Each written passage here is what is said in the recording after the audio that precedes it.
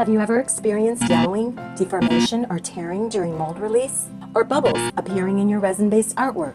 These problems are very common for resin artists.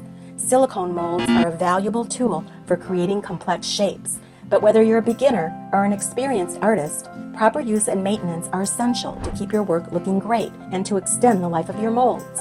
In this video, we'll share a comprehensive guide to using silicone molds so you can keep them in top condition and get the results you want every time you create.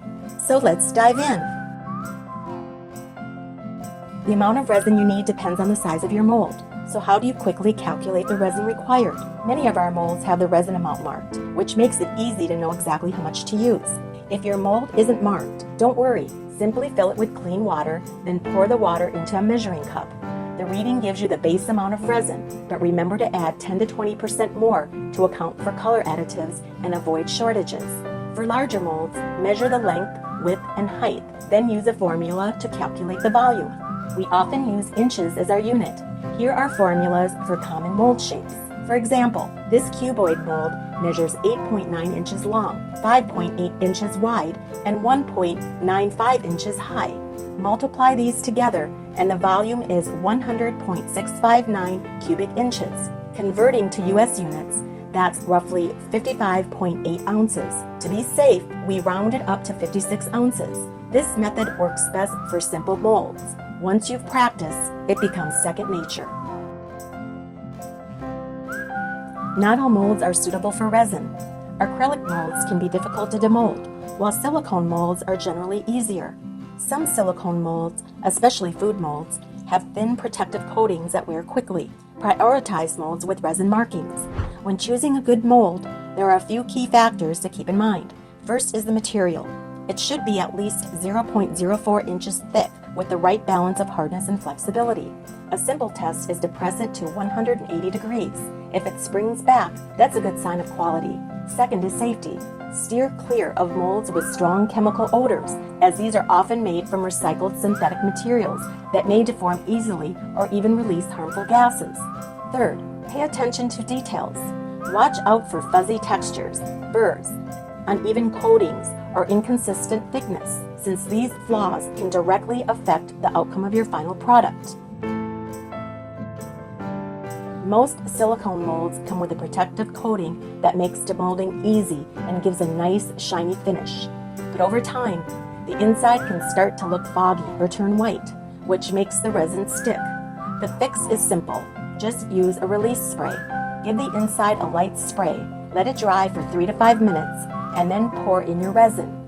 This trick works great for acrylic molds, mousse molds, candle molds, and even handmade molds. When working on resin projects, it's pretty common to end up with holes or bubbles.